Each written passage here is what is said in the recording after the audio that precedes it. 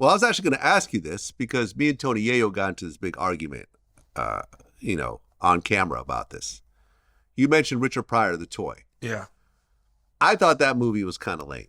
It was. And I felt that it was wasn't his greatest work. I felt like it was kind of a demeaning role. A rich white kid owns essentially like a middle-aged black man. You know what I'm saying?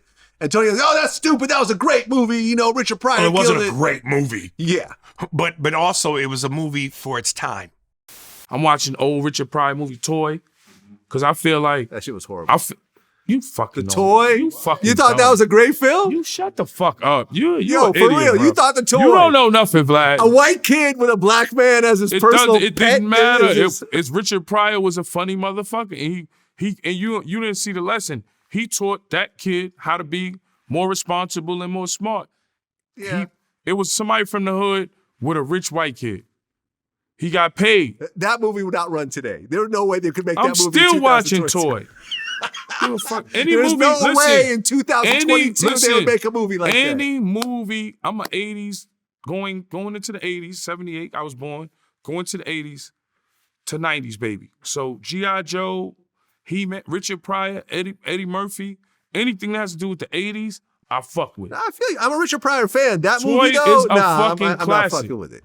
You're Y'all think bugging. Toy is a classic? I think so. You think so? Bruce and Millions was a classic too. Toy was a classic. He was in a mansion. They was playing around. Yeah. The little kid loved Richard Pryor at the end. Matter of fact, it was a lesson. It was like showing you, yo, the father had all the money. He had all that shit. Richard Pryor didn't have no money. The kid was lonely. So you could have all this money, but your kid won't be happy. He want to spend time. Richard Pryor spent time. It was a meaning in the movie, Vlad. You're just seeing white man, black man. No, because I don't see color. You're still coming from a time when, those racial tropes and stereotypes were extremely powerful. I mean, would you feel that was a demeaning role? No. No. I didn't think it was. Okay. Did he do anything demeaning in it? I thought the whole premise of it was somewhat demeaning. The whole premise overall. Well, you could argue that all day. Would you take a role like that right now? If someone gave you a role, said, listen, you're going to be... If the context in it, whatever the premise is the premise. The context in it, am I doing something demeaning? Am I doing something to embarrass myself and my race? You're going to be a toy to a rich white kid. And it's going to be called The Toy. You are a toy to depends on how funny, you're a grown man, a grown black man who's a toy to a rich white kid. Depends on how funny the movie is. Okay. How good the movie is. So you might do it. Maybe. It depends on the that's script. Fair. You're being fair. Okay. Yeah. Okay. Fair enough. Well, the Dave Chappelle comedy special. It dropped on New Year's Eve. You actually commented on it on your podcast. Uh-huh. What did you think overall? It didn't blow me away. Yeah. The way my favorite David Chappelle special, besides Killing Him Softly, is Equanimity. Which one is that? That's the one where he wore the gray denim. It's like a jean jacket with the C on the chest. He ended the special where he talked about, and I kicked her in the pussy. Okay, yeah, I remember that. Yeah, that to me is of all his specials the best. And then Killing Me Softly. The only ones that I wasn't crazy about was Bird's Eye Revelation, which he did in the Belly Room, the Comedy Store, and this one.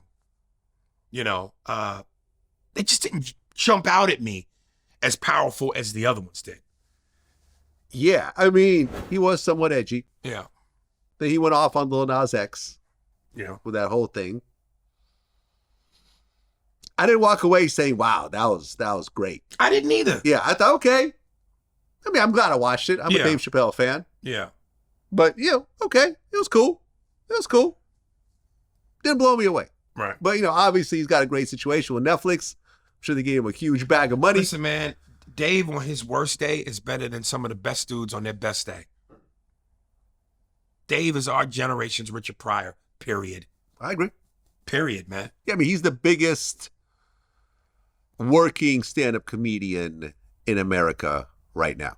Well, I mean, I think one would argue that Kevin Hart is, as hard as he works and selling out arenas. Okay, so you would say if Dave Chappelle and Kevin Hart had a show across the street from each other, more people who go to the Kevin Hart show than the Dave Chappelle Dude, show? I I would say it's Chappelle. I don't think that's as easy as you think it is. I might be wrong. I'm just saying, from my I point could of view. be wrong too, but what I'm saying is Kevin's huge, man.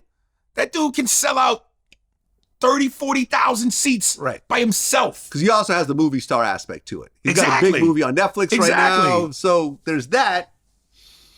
I don't know. Listen, you might be right. You might be right. I'm telling you comedically, in terms of who does it for me, Kevin does not do it for me like that.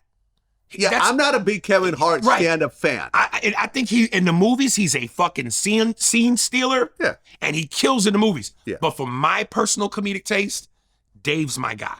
Now I'm not saying that to say speak down on Kevin, speak bad about Kevin. I'm just saying for me, Dave's my guy. I'll be honest too. I'm not a huge fan of Kevin Hart, the actor.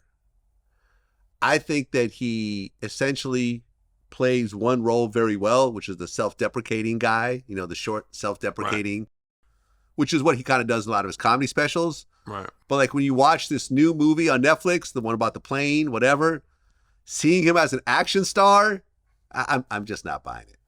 I'm just not buying it. Seeing him kick people and flip people over and karate chop and At 4'2". yeah, It's hard to sell. I mean, did you watch the movie? You see No, what I'm talking about? but it's what you think it is. You're right. It's him on a plane. He's like a Right. secret agent. Yeah. He's got a team of kung fu guys and girls, and Yeah. he's beating Yeah. people up. Yeah. And I understand why he wants to do a role like that. Because listen, and we'll talk about this a little bit later, action movies translate globally. Yeah, action movies translate globally, but thank God you still have to kind of look and be the part. Yeah. That's like when Ice Cube did the Vin Diesel movie. Listen, Was it XXX? XXX. Ice Cube is a little chunky nigga.